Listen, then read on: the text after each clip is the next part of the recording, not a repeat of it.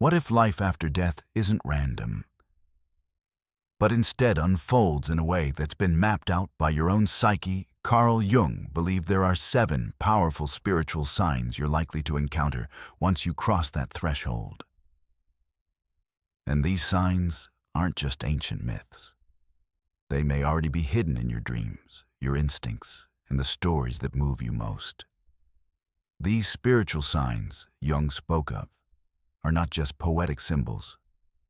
They're universal patterns, moments of profound recognition that could reveal where your soul is headed next. From the blinding light of total acceptance to the bridge that tests whether you're ready to move on, each one carries a message you can only truly understand when you face it. Now here's the question: if these signs are real, would you be ready to recognize them when the moment comes?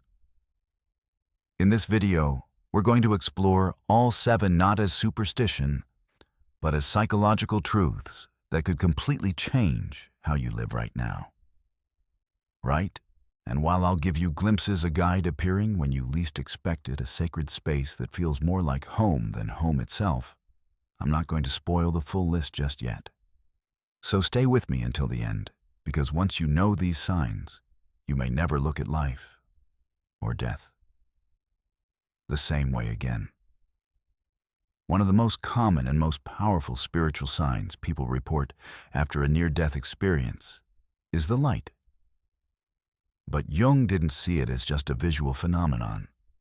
He believed this light symbolizes something much deeper: total unity and unconditional acceptance. It's not just about brightness. This isn't the kind of light you see from the sun or a lamp.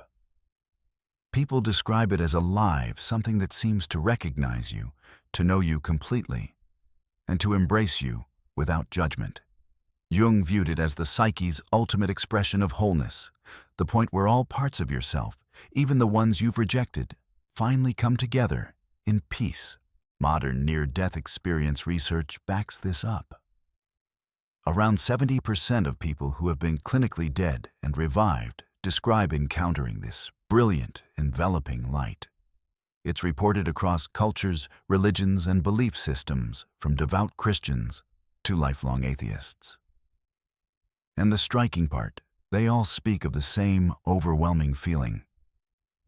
It's not just light, it's home. In Jungian terms, this experience could be the self, the central archetype, that represents the integrated, complete you manifesting in symbolic form. In that moment, the divisions between you and the world dissolve. The boundaries vanish. You're not looking at the light. You are the light. Think about what that means. If this sign is real, if at the end you're met with a presence that knows everything about you and still welcomes you without condition, how would it change the way you live today? Would you be more honest with yourself? Would you stop hiding parts of who you are? This is the power of Jung's insight. The light isn't just something you'll encounter after death. It's something you can prepare for now by living in a way that allows you to meet it without fear, without shame, and without regret. The second spiritual sign Jung believed you may encounter after death is something he called the self. And no, this isn't the everyday self you think of when you say me. In Jungian psychology, the self is the ultimate archetype, the complete integrated version of who you truly are. Think of it as the final form of your soul. Throughout life, we are fragments, parts of us in the light, parts of us hidden in shadow, parts we understand, and parts we don't dare to face. The self is the moment when all of those pieces click into place. No more separation, no more masks. Jung often used powerful symbols to describe this state: a perfect circle, a radiant mandala, or the image of something whole and balanced. And interestingly, these symbols show up in art dreams and spiritual traditions all over the world, from Native American medicine wheels to Tibetan sand mandalas to the halo that surrounds saints in Christian iconography. It's as if the human psyche has always known there's a final wholeness waiting at the end, In near-death accounts, people sometimes describe this as meeting themselves, but not as they looked in life. Instead, they see a version of themselves that feels timeless, ageless, and profoundly wise. One person called it the me I was always meant to be. Here's the fascinating part. Jung didn't see this encounter as a judgment. There's no scolding, no criticism. The presence of the self is there to show you what you've been building all along through your choices, your growth, your struggles, and your healing. It's not about being perfect. It's about being whole. Now imagine standing in front of that presence. Would you recognize yourself, or would you feel like you're meeting a stranger? That question alone can change the way we live right now. Because according to Jung, this meeting isn't optional. It's the natural culmination of your life's inner journey. And maybe that's the real challenge, to live today in such a way that when you finally meet the self, you can smile and say, "There you are. I've been waiting for you." The third spiritual sign Carl Jung believed you might encounter after death is one of the most comforting and one of the most ancient archetypes, the wise old man, or sometimes the wise old woman. In Jungian psychology, this archetype represents deep wisdom, insight, and guidance. It's not about age in the physical sense. It's about a presence that carries the knowledge of lifetimes. When you meet this figure, they may not tell you exactly what's beyond the next step, but they'll give you the clarity you need to take it. You've probably seen this archetype before, not in the afterlife, but in the stories we tell. In American pop culture, think of Obi-Wan Kenobi guiding Luke Skywalker in Star Wars, or Gandalf leading the Fellowship in The Lord of the Rings. They don't fight every battle for the hero, but they appear at the moments that matter most, pointing the way forward. Jung believed that this figure's appearance after death is no coincidence. They are the embodiment of the knowledge you've gathered over your entire life. A projection of the wisdom already within you, made visible so you can receive it clearly. In other words, when you meet them, you are meeting the part of yourself that knows exactly where you're going. Some near-death experiencers describe this as encountering a teacher mentor or even a beloved relative who has passed. Others say the figure was someone they'd never seen before. Yet they felt an instant trust, as if they'd known them forever. Now here's a question worth thinking about. If you crossed over today, who would your wise old man or woman be? Would it be someone you knew in life, a spiritual figure you've always admired, or perhaps a stranger who carries the essence of every lesson you've ever learned? Jung's insight reminds us of something important. You don't have to wait until death to meet this archetype. You can seek out wisdom now in books, in mentors, in the quiet voice of your own intuition. The more you nurture that connection in life, the clearer and more reassuring it will be when you meet them in the next. And maybe that's the real purpose of this sign, not just to guide you in the afterlife, but to remind you that the guidance you need has always been within reach. The fourth spiritual sign Jung believed you might encounter after death is one of the most ancient and universal symbols in human history, the bridge, or sometimes a threshold. Across cultures, a bridge has always represented transition. It's the point between one state of being and another, between here and there, between what you've known and what you're about to discover. In Jung's symbolic language, crossing the bridge is the passage from life into whatever lies beyond. Near-death experiencers often describe seeing this bridge in vivid detail. Sometimes it's made of stone, sometimes wood, sometimes light itself. Some say it's suspended over a vast river or valley. Others describe it as a golden archway, a doorway glowing in the distance. And here's something fascinating: not everyone crosses. In fact, many NDE reports say they stopped at the middle, or even before stepping onto the bridge at all. Why some felt they weren't ready. Others sensed it simply wasn't their time yet. A voice of presence, or even their own intuition, told them to turn back. Jung would see this as more than just imagery. For him, the bridge represents the ultimate choice to step fully into the unknown, or to return and finish what's unfinished in the world of the living. It's not a decision made lightly. It's a moment that reflects everything you've lived, learned, and left undone. Think about it. If you were standing at that bridge right now, would you be ready to cross, or would you feel the pull of things still unsaid, still unexperienced? Would there be people you need to forgive, or moments you wish you'd lived more fully? In myth and storytelling, this bridge moment appears again and again. In Norse mythology, there's Bifrost, the rainbow bridge connecting Earth to Asgard. In Japanese tradition, the Sanzu River must be crossed to reach the afterlife. In countless fantasy novels and films, the hero reaches a gateway that demands courage before stepping through.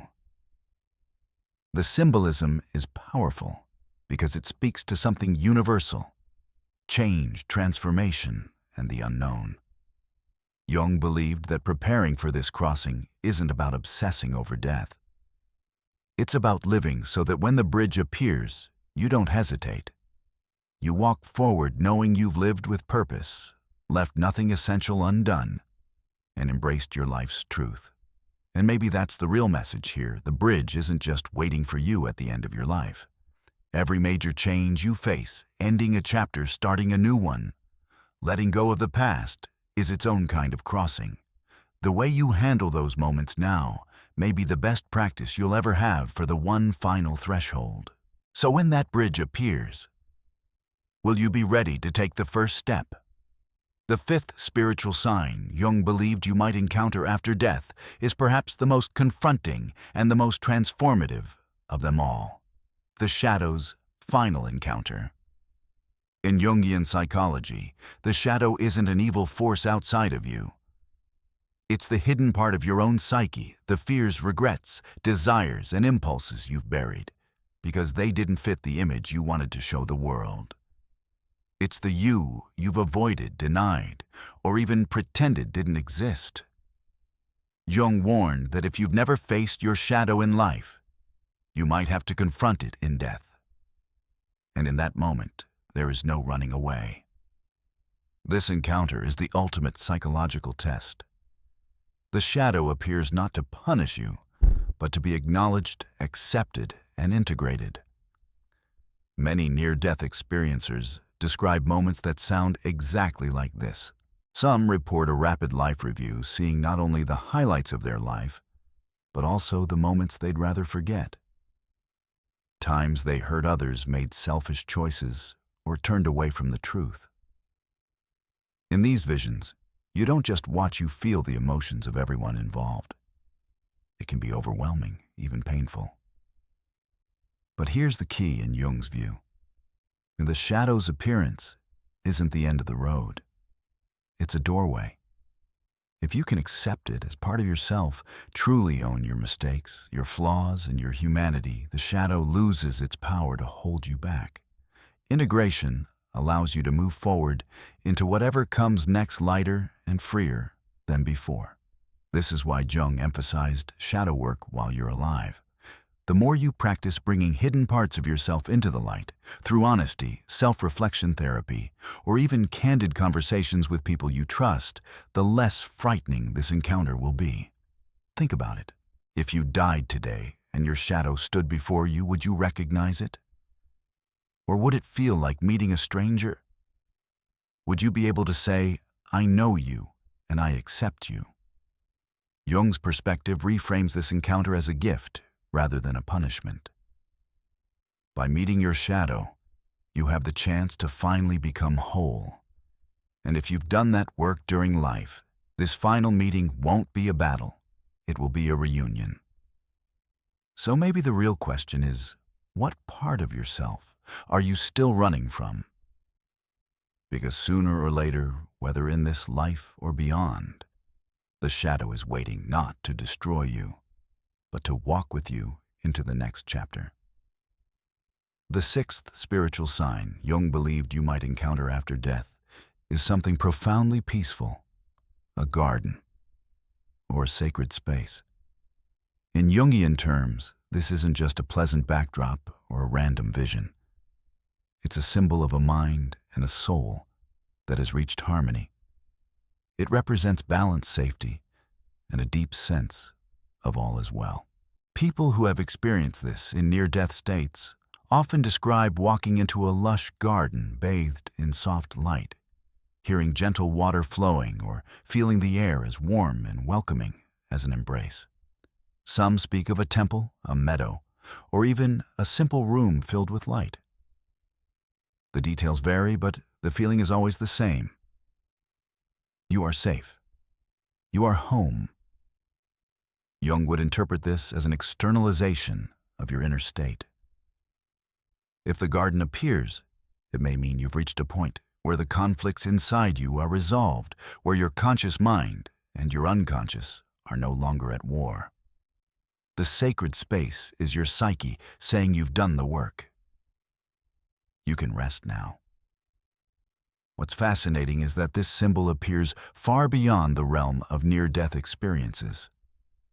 In deep meditation, people sometimes find themselves in a similar space. In dreams, too, a garden or a sanctuary can emerge during moments of personal transformation or healing. It's as if our minds have always known where home is. We just glimpse it more clearly when the noise of life fades away. This raises an interesting question. If death is a journey, could the sacred space be a kind of rest, stop a moment, to gather yourself before taking the next step? Some spiritual traditions see it that way. In Tibetan Buddhism, for example, certain realms between lives are described as beautiful, tranquil environments where the soul reflects and prepares for its next path. But perhaps the most powerful takeaway here is this: you don't have to wait for death to visit your garden. You can cultivate it in life through meditation time, in nature, creative expression, or simply moments of stillness where you allow yourself to breathe and be. Because if Jung was right, the sacred space you enter after death is shaped by the space you create within yourself now. The more you nurture peace in life, the more familiar and welcoming that garden will feel when you finally arrive. So here's my question to you. If your sacred space appeared today, what would it look like? Would it be a forest, a temple, a beach at sunrise? And more importantly, are you living in a way that would make you feel at home there? The seventh and final spiritual sign Carl Jung believed you may encounter after death is the collective reunion, a return to something far greater than yourself, something he called the collective unconscious. In Jung's view, the collective unconscious is the vast ocean of shared human memory archetypes and symbolic patterns that connect all of us. It holds the myths we've told for thousands of years, the symbols that appear in every culture, and the emotional truths that transcend time and place. To die, Jung suggested, is to return to this source. It's like a drop of water falling back into the ocean, still containing everything it ever was, but now part of something infinite. The drop doesn't lose its story. It becomes woven into the story of all humanity. People who have had near-death experiences sometimes describe this as an overwhelming sense of unity, feeling the joys, sorrows, and lives of countless others as if they were your own. There's no separation, no me and them, just we. Jung once wrote, "In the end, the self is not just the individual, but the totality of the psyche, both personal and collective." To him, death wasn't erasure. It was expansion, becoming part of the great whole you've always belonged to, even if you didn't realize it. And this isn't just poetic philosophy. Modern neuroscience and consciousness studies have found that in certain extreme states near death, deep meditation or psychedelic experiences, people report a profound loss of ego and emerging with something they describe as universal mind or pure awareness. Think about what this means. If at the end of your life you dissolve back into this ocean of shared being, then every thought, every choice, every act of love or cruelty becomes part of that collective story. What are you contributing to it right now? The collective reunion reframes death not as an exile, but as a homecoming, a return to the place we all came from and the place we will all return to. And maybe the real preparation for that moment is to live in a way that you'd be proud to offer your drop back to the ocean. So here's my question for you. If your life were a single drop returning to that infinite sea, what essence would you want it to carry? So let's take a moment to bring everything together. We've just explored 7 powerful spiritual signs Carl Jung believed you may encounter after death. The light of total acceptance, unity, and unconditional love. The presence of the self meeting your complete, integrated soul. The wise old man or woman guidance from your deepest inner wisdom. Crossing the bridge or threshold, the symbolic passage between worlds. The shadow's final encounter integrating the parts of yourself you've avoided.